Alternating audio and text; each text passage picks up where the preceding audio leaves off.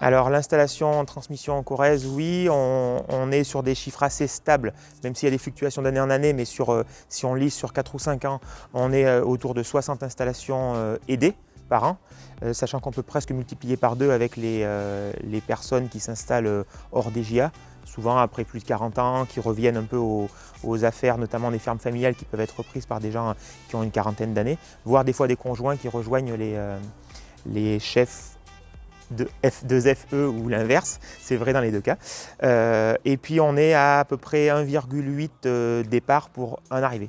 Donc on a quand même un problème de renouvellement de génération et c'est pour ça qu'on a besoin de la SAFER et de tous les acteurs pour essayer d'y répondre au mieux. Ceci dit, en production de veau de lait, si on regarde, il y a eu 11 installations sur le département en 2021 et 2020 pour 33 installations bovins-viande. Donc ça représente à peu près un tiers des installations. Mais en fait, le nombre d'installations ne compense pas le nombre de départs à la retraite. Alors notre projet, à la base c'était un projet individuel quand je me suis installé. Donc installation, production veau sous la mer et maraîchage. Et donc au travers de la SAFER, on a réussi à faire l'acquisition de cette petite propriété pour mener à bien un projet familial.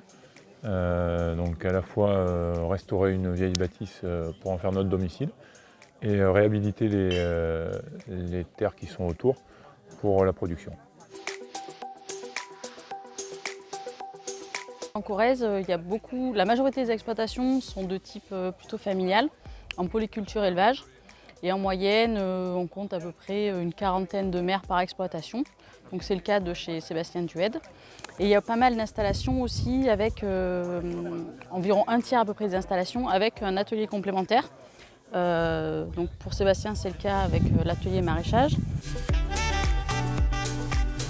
Donc avec la SAFER, jouer en collectif. Ah oui, bien sûr, il faut jouer collectif, parce que c'est de plus en plus compliqué pour un agriculteur d'acquérir de foncier. Et nous, on est là aussi la Chambre pour proposer des services, des suivis techniques et répondre aux attentes des agriculteurs en fonction de leurs besoins, quoi. Et va jouer en collectif.